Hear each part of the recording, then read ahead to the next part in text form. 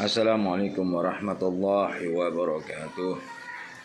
Alhamdulillah wa bisyukri wa bi ni'mati la wala haula wala quwwata illa billahil aliyyil azim. Allahumma shalli wa sallim ala sayyidina Muhammadin wa ala sayyidina Muhammad. Alhamdulillah rabbil alamin. Allahumma sayyiban nafi'ah. Ya Allah, hujan yang kau turunkan ini adalah rahmat bagi kami seluruh penduduk di bumi ini, ya Allah. Dan ini adalah rezeki yang kau berikan bagi kami. Dan semoga pula dengan hujan ini adalah mendapatkan rahmat bagi kami semua. Ayuhal netizen, mari kita membuka lagi kitab. Kita mengaji lagi karena situasi kayak kemarin rame tentang Carok di Madura ya. Carok yang 2 lawan 4 yang posisinya di daerah Bangkalan Tanjung Bumi. Baik. Bismillahirrahmanirrahim. An Abi Hurairah Abdurrahman bin Sakhr radhiyallahu anhu qala qala Rasulullah sallallahu alaihi wasallam inna Allah ta'ala la yanzuru ila ajsamikum wala ila su'arikum walakin yanzuru ila qulubikum. Diterangkan di sini dari Abu Hurairah bin Abdurrahman bin Sakhr menerangkan bahwa Rasulullah SAW bersabda, sesungguhnya Allah tidak memandang kepada tubuh kalian serta rupa kalian, tetapi Allah memandang niat hati kalian. Ini tadi pembahasan tentang Carok ya. Jadi Allah itu gak memandang tubuh, arti di sini Allah itu gak memandang fisik kalian, mau kecil, mau gede, mau keker. Allah gak memandang juga muka kalian, mau ganteng, mau jelek, mau apa. Allah gak memandang itu semua, tetapi yang Allah pandang adalah niat hati kalian. Jadi kalau hatinya sok-sokan, gagah-gagahan, dan ingin mencederai lawannya, maka inilah yang Allah pandang sebagai keniatan yang buruk. Ya, contoh sudah ada dendam pribadi, lantas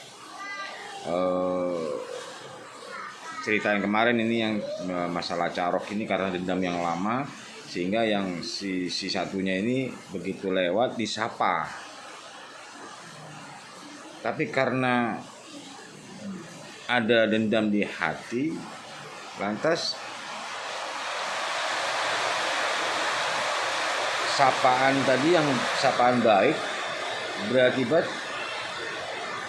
penerimaan dari si korban ini dikira apa ya, sapaan yang lama gitu ya, yang sekiranya membuat dia jengkel gitu karena sudah dendam. Jadi kalau dari orang dendam, orang hasut, orang ngehati, pokoknya intinya nafsunya itu sudah jelek, pasti anggapannya walaupun baik jadi jelek, intinya negatif aja. Nah inilah hati yang dipandang oleh Allah, hati yang buruk ini ya.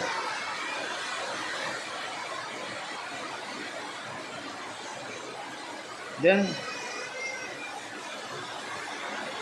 yang dimaksud di sini, yang diizinkan perang itu adalah jihad. Jihad ini adalah bukan karena perang karena berani jago-jagoan, bukan karena suku-sukuan, bukan karena merasa wah jadi dipandang ria. Tetapi yang diizinkan sama Allah adalah menegakkan kalimat-kalimat Allah atau berperang ke jalan Allah. Jadi saudara, perlu dimaknai di sini bahwa jihad itu sebenarnya jihad adalah ke jalannya Allah. Hujan deras di sini, alhamdulillah. Mudah-mudahan menjadikan berkah bagi kita semua. Jadi saya ulangi, jihad ini adalah perang yang diridhai oleh Allah karena untuk menegakkan kalimat tauhid. Saudara, jangan disalahartikan bahwa Allah tidak membutuhkan kita. Allah tidak butuh, tapi kita yang butuh sama Allah. Jadi kalau agama kita dilecehkan, kita pantas untuk angkat senjata. Ya, jadi Allah nggak butuh kita, betul. Allah bisa menenggelamkan suatu negara, Allah bisa menenggelamkan satu pulau, Allah bisa membolak-balikkan hati orang. Ya mukallibal qulub, tsabbit qalbi ala dinik. Jadi semua itu Allah bisa, cuman kita selaku hambanya ingin mencapai keridhoannya Allah. Makanya kita nggak mau agama kita dicerai-beraikan, nggak mau kerukunan kita juga dicerai-beraikan. Ini Allah tidak suka, saudara-saudara. Saya perlu paham.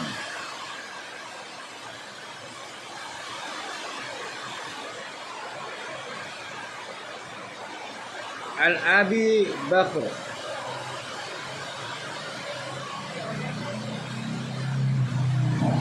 An Abi Bakrata Nufai'in bin Harith Syakib radhiyallahu anhu an-nabi sallallahu alaihi wasallam qala idza taqal muslimani bi sayfihima fal qatilu wal maqtul fin nari qultu ya Rasulullah hadza qatilu fama balul maqtuli qala innahu kana haridan ala fanli sahibi. Dari Abu Bakr Nufai bin Haris As-Saqafi radhiyallahu anhu, semoga Allah meridhoi, menerangkan bahwa Rasulullah SAW bersabda, jika dua orang muslim bertengkar dengan pedangnya atau pisaunya atau senjatanya, maka orang yang membunuh dan yang terbunuh sama-sama masuk ke dalam neraka. Dan Abi Bakar bertanya, wahai Rasul, bukankah sewajarnya jika yang membunuh masuk neraka? Yang membunuh masuk neraka, sewajarnya katanya. Lalu bagaimana yang terbunuh? Apakah juga masuk neraka? Jawab Nabi SAW, karena ia yang terbunuh juga sangat punya keinginan yang terbunuh untuk membunuh kawannya. Jadi saudara, maksud di sini dari perkataan Nabi SAW seperti hanya peristiwa Carok itu, karena niatnya memang dari awal dendam, ingin membunuh, ingin melukai.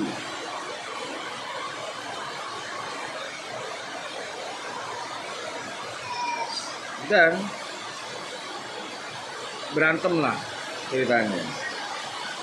Yang ada keniatan untuk membunuh itu akhirnya jadi terbunuh kan gitu. Karena yang akan dibunuh ini melawan. Sambil rokok saudara, sambil rokok ya. Kita nyantai sambil buka kitab, sambil merokok, minum kopi biar enak. Dengan tidak mengurangi rasa takdim al-fakir, jadi sambil merokok. Jadi saya ulangi, karena ada keniatan untuk membunuh, maka si yang akan dibunuh tadi membela diri, sehingga terjadilah hal bunuh-membunuh. Saudara,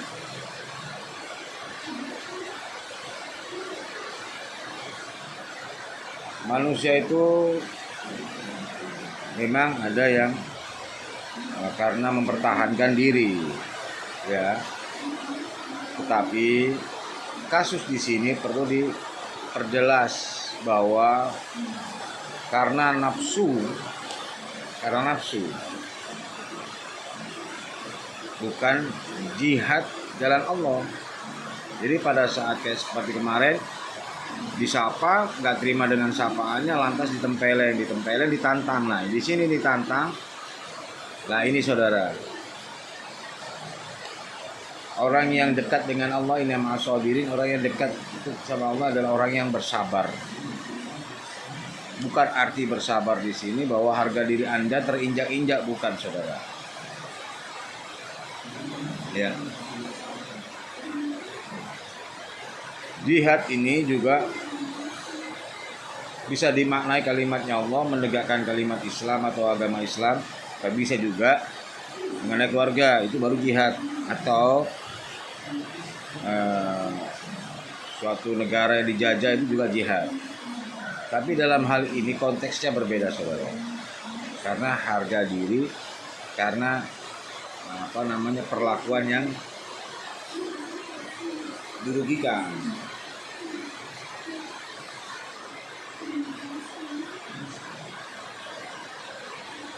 Nah, makna di sini saudara,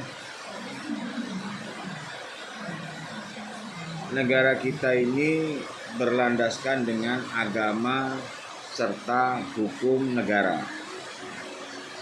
Nah, konteks di sini adalah karena perlakuan kasar, ya. Dicontohkan oleh Nabi SAW pada saat di Taif, dilempari, di apa, itu harga diri yang lebih parah sebenarnya daripada ditempeleng. Tapi Rasulullah tidak menghiraukan. Inilah bentuk sabarnya Rasulullah. Beda sama kita, beda. Jadi maksudnya di sini, kalau bisa ditahan diri, tahanlah diri. Bersabar, karena orang yang menjahili kita, orang yang jahat sama kita, orang yang dolim sama kita, biarkan Allah sendiri yang akan menyelesaikan. Kecuali istri saudara dirusak. Tapi dalam negara ini ada hukum. Jadi enggak semaya waktu kita harus begitu, enggak. Lapor. Sama dengan kita katakan di aniaya. Lapor dulu dengan petugas kepolisian. Kan ada visum tuh.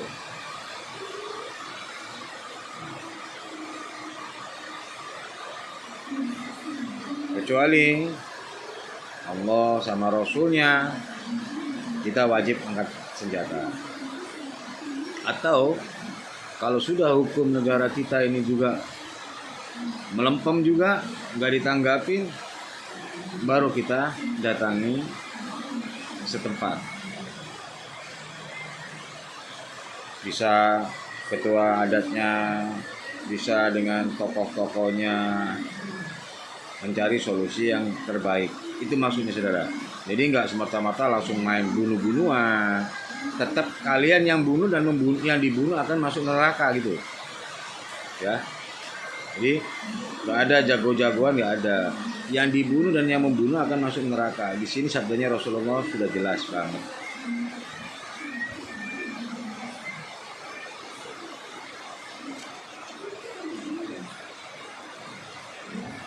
Nah, di situ saudara,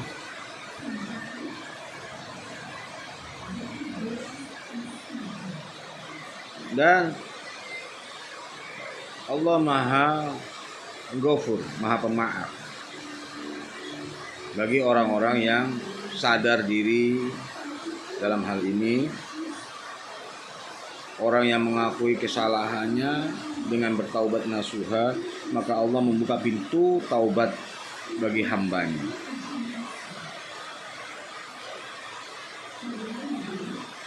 Di dalam Quran surat Allah menerangkan,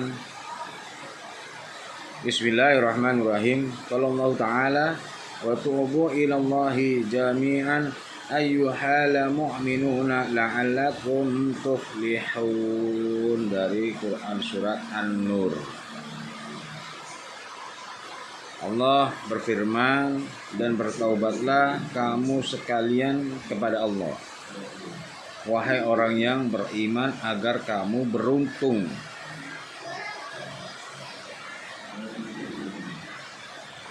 Jadi garis besar di sini, saudara,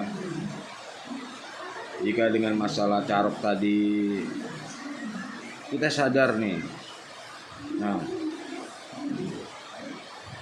dengan arti kata, dengan jalur hukum, kan ini bukan pembunuhan yang berencana.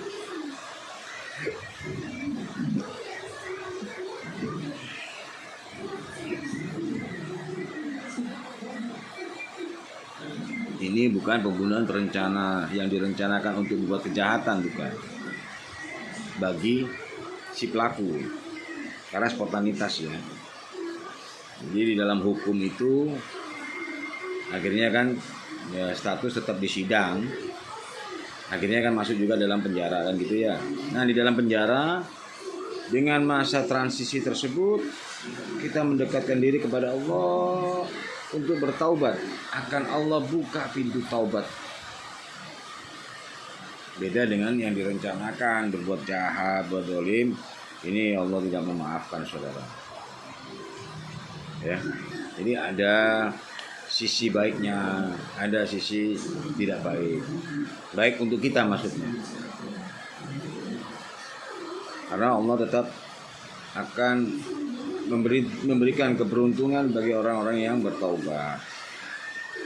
Dengan taubatan nasuha, menyesali tingkah lakunya, menyesali sepak terjang kita. Jadi seperti tadi di awal, bahwa Allah tidak melihat tubuh fisik Anda, tidak melihat rupa Anda, tapi Allah melihat batin, hati-hati. Nah, niatnya yang kemarin itu kejadian, niatnya dia menyapa kan, gitu ya, kembali lagi. Niatnya menyapa dengan baik, bukan niatnya membunuh. Jadi Allah memberikan pertolongan nih kepada si dua orang itu yang kakak beradik yang siapa namanya itu. Karena niatnya bukan niat membunuh, niatnya dia menyapa dengan baik, maka Allah melindungi. Bukan artinya di statusnya banyak beredar udah kebal dia, enggak. Allah melindungi karena hatinya bener nih, dia menyapa kok, bukan niat membunuh. Jadi Allah melindungi. Nah, tapi dengan kejadian tersebut sehingga dia akhirnya jadi permasalahan status hukum. Nah, disinilah harapan al-fakir, dia bertaubat kepada Allah dengan menyesali, maka Allah mengampuni orang-orang yang bertaubat.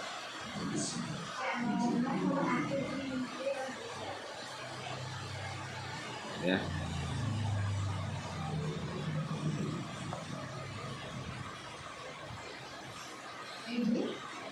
Qala ta'ala Allahu wa anistaghfiru rabbakum tsumma tu'bu ilaihi. Saya ulangi, agak gelap saudara, jadi mata juga agak kurang, mohon maaf. Saya ulangi. Qala ta'ala wa inistaghfiru rabbakum tsumma tu'bu ilaihi. Allah berfirman, dan hendaknya kamu meminta ampun kepada Tuhanmu dan bertaubatlah kepadanya.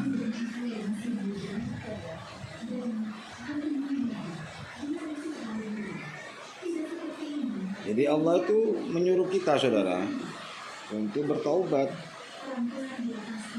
minta ampun atas segala kesalahan apa yang kita perbuat.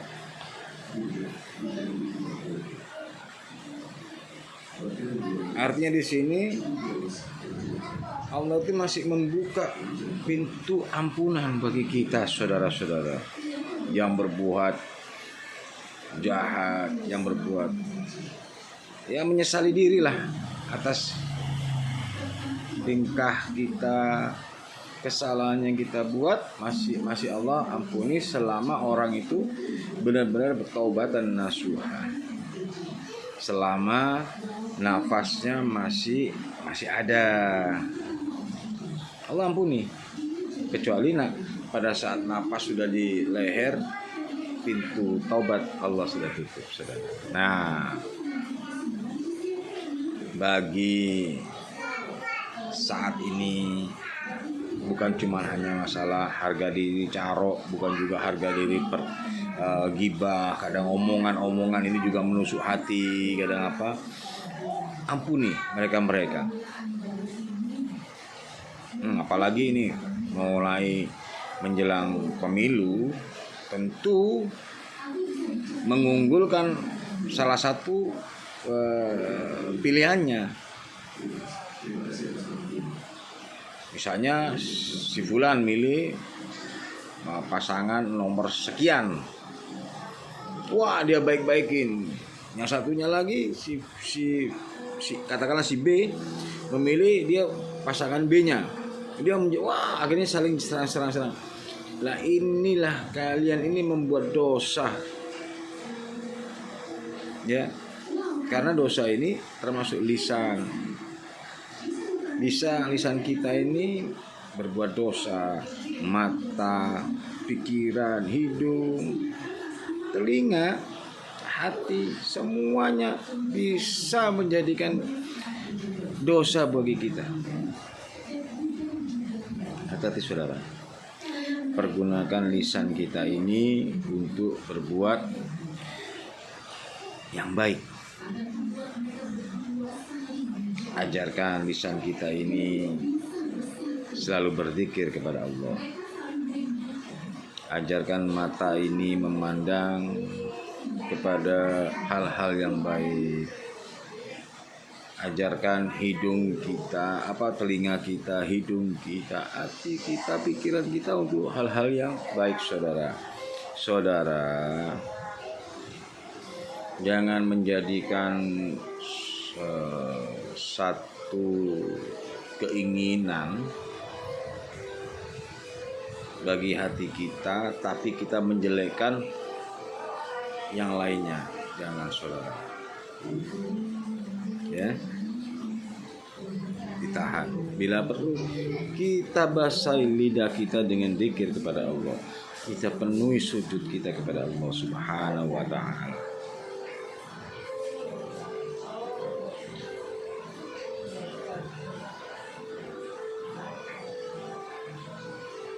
Dan setiap hari dari kita bangun tidur,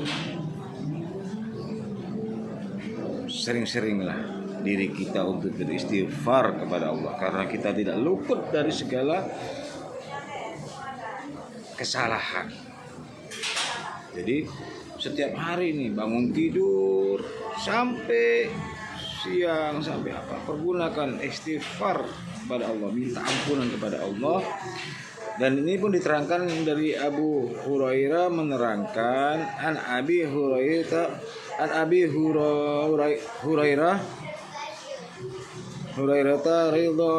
radhiyallahu anhu qala sami'tu Rasulullah sallallahu alaihi wasallam yaqulu wallahu inni la astaghfirullah atubu ilaih fil yaumi aktaru min 70 amma. Jadi Abu Hurairah ini menerangkan bahwa beliau Abu Hurairah tadi mendengar Rasulullah SAW bersabda, demi Allah, nih Rasulullah yang bicara, demi Allah, ini Rasulullah yang sekelasnya maksum, ya, yang sekelasnya maksum, beliau Allah, kekasih Allah, Habib Allah, Rasulullah, khataman Nabi.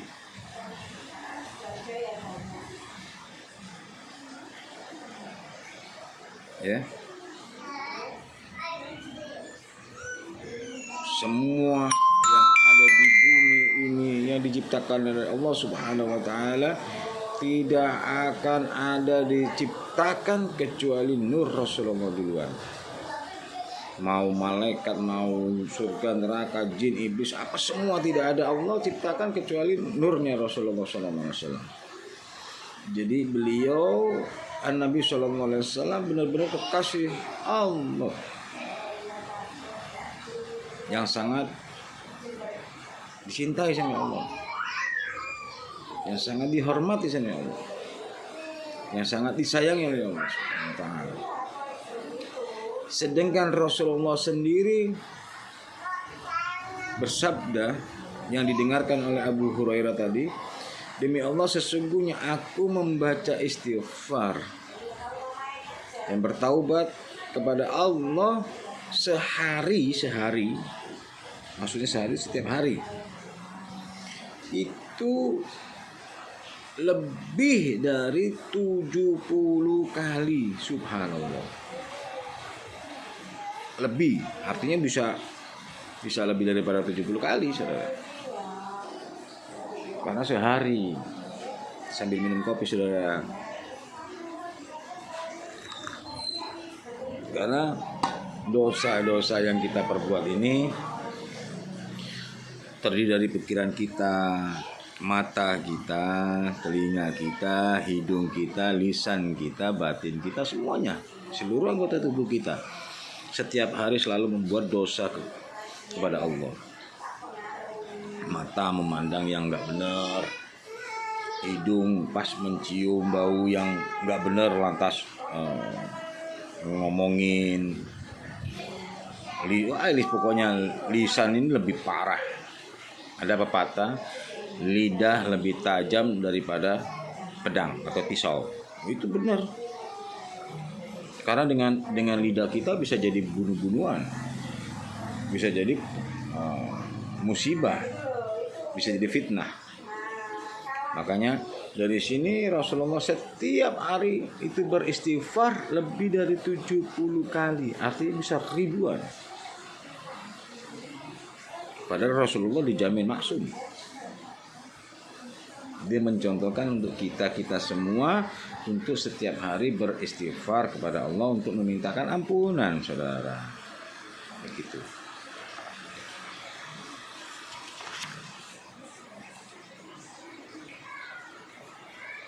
Dan Allah sangat senang melihat hambanya memohon ampunan, bertaubat.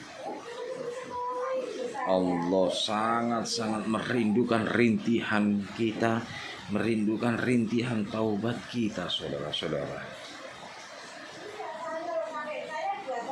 Jadi kita di dunia ini hanya mampir untuk sementara, ya. Yang kekal nanti di akhirat. Kalau di sini kita nggak mendapatkan ampunan, naudzubillah min dzalik, ya Allah. Semoga kita semua diberikan ampunan oleh Allah, diberikan hidayah, rahmat dan kasih sayangnya Allah. Kita takut, saudara. Ada syair seorang Abu Nawas, Ilahilas Tuli Firdaus, yang sangat terkenal, Ilahilas Tulil Firdausi ahlan ala nari jahim. Itu syair itu yang selalu dikumandangkan, yang katanya Sayyidina Abu Nawas radhiyallahu anhu, ya Allah, saya ini malu untuk masuk ke surgamu. Malu. Karena apa? Dia sering ya membuat prank, membuat semacam marah sama Raja Harun maupun yang lain-lainnya, dia pintar cendekiawan banget.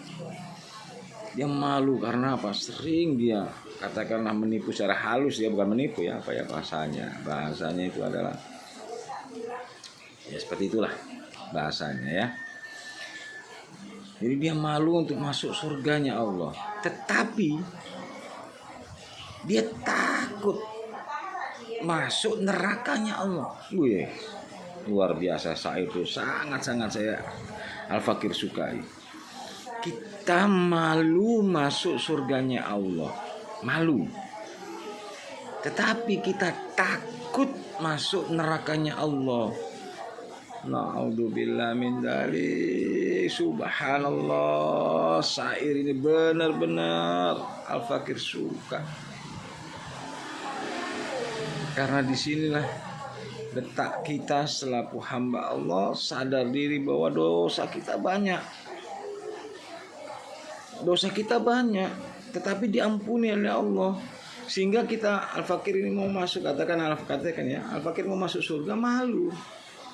Karena sering teringat nih, waktu di dunia Al-Fakir bikin banyak kesalahan, tetapi dengan Allah mudah-mudahan Allah mengampuni dosa Al-Fakir. Kemudian Al-Fakir diampuni oleh dosanya Allah. Al-Fakir mau ibaratnya, ini anak-anak ibarat kan, lantas Al-Fakir mau masuk surganya Allah, malu. Ya Allah, Al-Fakir dulu waktu di bumi begini malu. Tetapi Al-Fakir begitu berhadapan dengan pintu neraka, ya Allah, takut. Ini benar-benar luar biasa, saudara. Luar biasa. Pujangga yang benar-benar kelasnya di atas kelas. Tidak ada yang menyamai, saudara. Mudah-mudahan Allah mengangkat derajatnya Sayyidina Abu Nawas.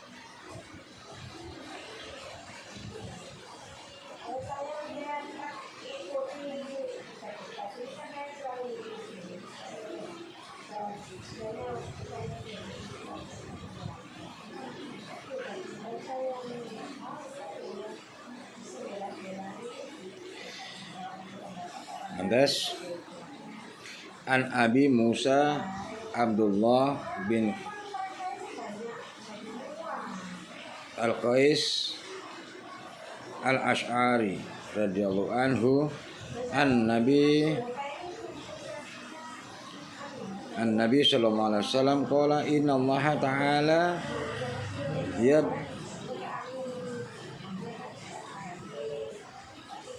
yasbutu yadahu bil laili liyatuba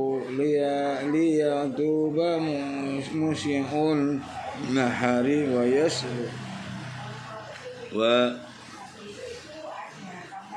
yasbutu yadahu bin nahari yatuba musyi'un laili hatta tadlu'a samsu min ma'ribih. An Abi Musa Abdullah bin Qais Al-Ash'ari radhiyallahu anhu qala an-nabi sallallahu alaihi wasallam inna Allah ta'ala yabsutu yadahu bil laili liyatuba musyi'un nahari wa yabsutu yadahu bin nahari liyatuba musyi'ul laili hatta tadlu'a samsu min maghribi. Dari Abu Musa Al-Qais Al-Ash'ari radhiyallahu anhu menerangkan dari Nabi sallallahu alaihi wasallam berkata, sesungguhnya Allah Ta'ala membentangkan tangannya untuk memberikan kesempatan bertaubat kepada hambanya yang melakukan dosa di siang hari. Jadi Allah membentangkan tangannya menerima taubatnya di sini kepada hambanya di malam hari yang melakukan dosa di siang hari, saudara. Begitu sebaliknya. Kalau antum malamnya membuat dosa, Allah masih membentangkan tangannya di siang hari, menerima tobat-tobat dari kita ini yang berbuat dosa, saudara. Ihsan yang beriman, yang sadar diri akan dosa yang diperbuat atau kesalahannya atau apalah, ayo kita sama-sama mengharap ridhonya Allah, kita sama-sama mengharapkan ampunan atas segala dosa-dosa kita. Jadi kalau siang kita berbuat dosa, malam kita sujud, kita minta, ya Allah ampunilah dosa-dosa aku, ya Allah, astagfirullahaladzim, astagfirullahaladzim, atubu ilaih. Allah sangat-sangat merindukan hal tersebut. Allah merindukan rintihan taubatnya hambanya, ya Allah. Allah menerima taubat serta rintihan permohonan maaf hambanya, saudara.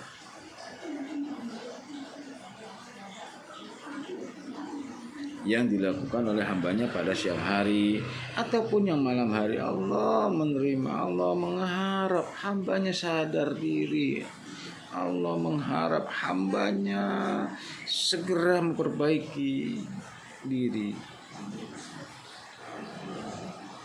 Di sini, saudara. Jadi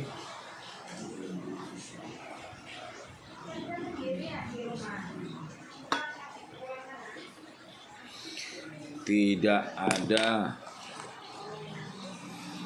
yang namanya Allah tidak sayang sama hambanya.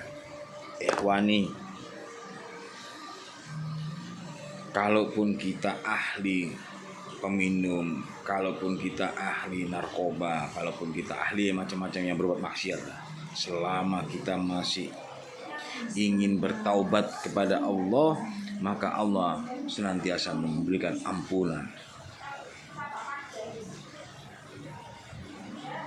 Begitu. Mari saudara-saudara yang masih sering berbuat maksiat, sering berbuat dosa, mari kita perbaiki diri kita. Khususnya bagi orang-orang yang selalu menerima suap, hati-hati saudara, naudzubillah min dzalik, hati-hati. Menerima sogokan, menerima alasan ini itu, ya kan? Yang penting terima duit dulu.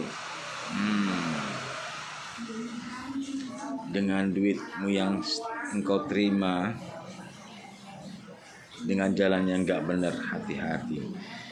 Engkau buat makan kepada anak istri kalian, dan lekaslah bertaubat.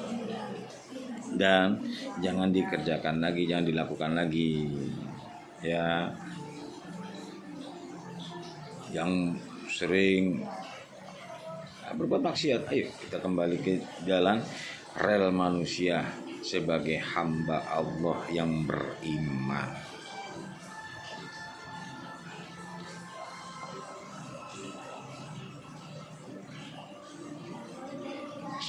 Ya, saudara. Jadi Allah sangat sayang kepada hamba-hambanya yang menerima hidayah. Allah menerima hamba-hambanya yang bertaubat. Jadi walaupun saudara mempunyai tato yang saudara sendiri berbuat sering maksiat atau apa, ayo, selama masih sisa umur kita, masih ada sisa umur kita, pergunakan taubat kita, minta ampunan kepada Allah Subhanahu wa taala agar kita senantiasa diridhoi. Itu, saudara.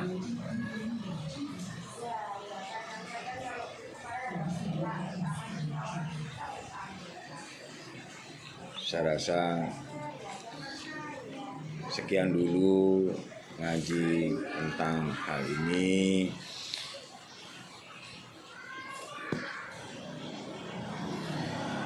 Mudah-mudahan kita semua senantiasa diberikan rahmat, hidayah, maunah Allah, serta rezeki kita yang halalan thayyibah, dan menjadikan diri kita bersama istri dan anak keturunan kita sebagai hamba yang senantiasa diridai oleh Allah Subhanahu wa Ta'ala, dan mengampuni segala dosa-dosa apa yang dikerjakan oleh kita dari seluruh tubuh kita, dari ujung kepala hingga ujung kaki, lahir batin. Demikian Al-Fakir mengulas, daripada ya kita nggak ada gunanya gibah-gibah ngomongin orang lah, ini yang itu yang apa. Monggo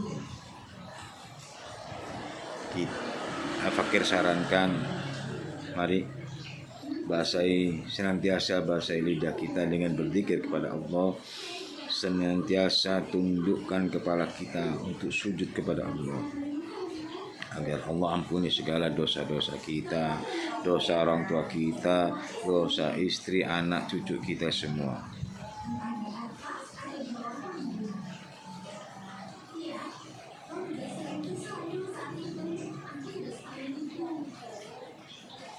Sekian, terima kasih. Wassalamualaikum warahmatullahi wabarakatuh. Mohon maaf lahir batin apabila Al-Fakir dengan kata-kata ini melukai hati panjenengan luar dalam.